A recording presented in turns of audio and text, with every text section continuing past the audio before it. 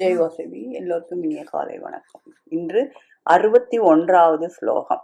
ஈஸ்வரக சர்வபூதானாம் ஹிருத்தே அர்ஜுனா திஷ்டதி பிராமயன் சர்வபூதானி யந்திராரூடானி மாயையா.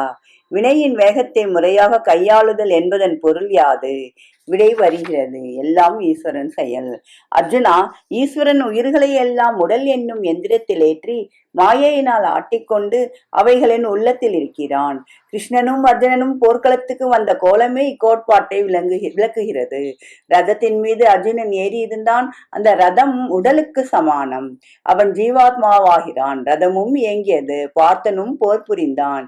இயக்கியதை பற்றிய உணர்ச்சி ரதத்துக்கு இல்லை. சண்டை செய்வதை பற்றிய உணர்ச்சி அர்ஜுனனுக்கு இருந்தது. நிகழ்ந்தது தன் செயல் என்று எண்ணிருந்த அப்போர் வீரன் அது உண்மையில் ஈசன் செயல் என்று அறிந்து கொல்ல கடமைப்பட்டிருந்தான். கிருஷ்ணன் தேரோட்டினான். ஆனால் ஆயுதம் எடுத்து போர் புரியவில்லை. அங்கு நம் எல்லோருடைய ஹிருதயத்திலும் அவன் சாட்சியாக வீற்றிருக்கிறான். அர்ஜுனன் என்பது வெள்ளையானவன் அல்லது தூயவன் என்று பொருள்படுகிறது. தூய மனமுள்ளவன் உண்மையை தெரிந்து கொள்ள வல்லவனாகிறான்.